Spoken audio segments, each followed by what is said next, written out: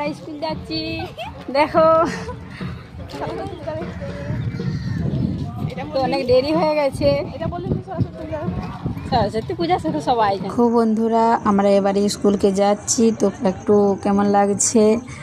তো দেখো স্কুলের সামনেতে গেটের গোড়াতে আর কি সবাই দাঁড়িয়ে রয়েছে, কি বলবো, ভিতরকে যাচ্ছে না। দেখো সবাই মানে যদি এরকমভাবে ঘিরে দাঁড়িয়ে থাকে তাহলে একটু যেতে কেমন লাগে, তাই না? তো আমরা এখান থেকে দাঁড়িয়ে দেখছি, তো ওরা তো স্কুলের ছাত্র, তাই না? ওদেরকে তো ভিতরে যাওয়া উচিত, পুজোতে থাকা উচিত, পুষ্পাঞ্জলি দেওয়া উচিত। তা না করে ওরা গেটের বাইরে দাঁড়িয়ে আছে স্কুলটাকে ঘিরে। কে আসছে, কেমন শাড়ি পরে আসছে, কাকে কত সুন্দর লাগছে। কিন্তু তোমরা দেখো এখানে যত সব দাঁড়িয়েছে সব কিন্তু ছেলে, মেয়েও আসছে সাইডে ওই দিক থেকে। তো বন্ধুরা, আমাদের ঘরের পাশেই স্কুল। তো চলো, বেশিক্ষণ সময় লাগবে না তোমাদেরকে ভিডিওটা দেখাতে, তো একটু সময় বার করে আমার ভিডিওটা দেখো, ঠিক আছে? আমি এই স্কুলে পড়াশোনা করেছি 5 থেকে 10 অবধি। উচ্চ মাধ্যমিকটা দিইনি, তবে 11 অবধি পড়েছি। তো বন্ধুরা চলো, উচ্চ মাধ্যমিকটা দেওয়া হয়নি। উচ্চ মাধ্যমিকটা দেওয়ার আগে বিয়ে হয়ে গেল, তো বিয়ের পরে আর স্কুল যেতে পারিনি।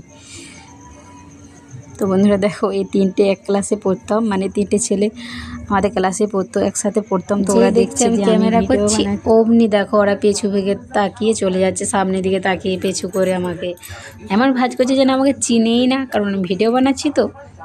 ওই দেখো, তো দেখো বন্ধুরা এরকম আমার দিকে তাকিয়ে আছে, দেখছে যে বিবাহিত মেয়েটাও চলে এসছে স্কুলে এত সুন্দর করে সেজে। তো চলো তোমাদেরকে আমি ভিতরে যে দেখাই কেমন সাজিয়েছে। তবে স্কুলটা কিন্তু খুব সুন্দর সাজিয়েছে। দেখো বন্ধুরা, গাছগুলো কিন্তু খুব সুন্দর করে লাগিয়েছে লাইন লাইন। তো আমার খুব ভালো লেগেছে। এর আগে ছিল গাছ, তবে এত ছিল না, তো অনেক কম ছিল। গাছে জল দিতাম, পরিষ্কারও করতাম। তো চলো বন্ধুরা, এবারে কিন্তু পরিবেশটা খুব সুন্দর লাগছে আগের থেকেও। তো যখনই সরস্বতী পূজা হয়, মানে বছরে যখনই সরস্বতী পূজা হয়, ঠিক এই জায়গাটাতেই করে, আর এরকমভাবেই করে। তো দেখো বন্ধুরা, সব বোনরা কেমন শাড়ি পরেছে, খুব সুন্দর লাগছে, তাই না? তো আমিও আইবরে যখন ছিলাম তখন শাড়ি পরে সরস্বতী পূজা দেখতে আসতাম। তো এখন বিয়ে হয়ে গেছে, এখন অতটা মজা হচ্ছে না, কিন্তু বিয়ের আগে আইবরেতে সরস্বতী পূজা স্কুলের মজাটাই আলাদা।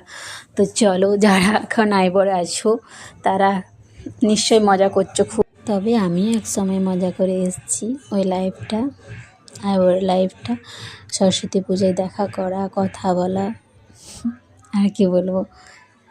স্কুল লাইফ তো এরকমই হয়, তাই না? খুব সুন্দর হয়, খুব ভালো লাগে, খুব মিস করছি স্কুলে এসে সেই দিন।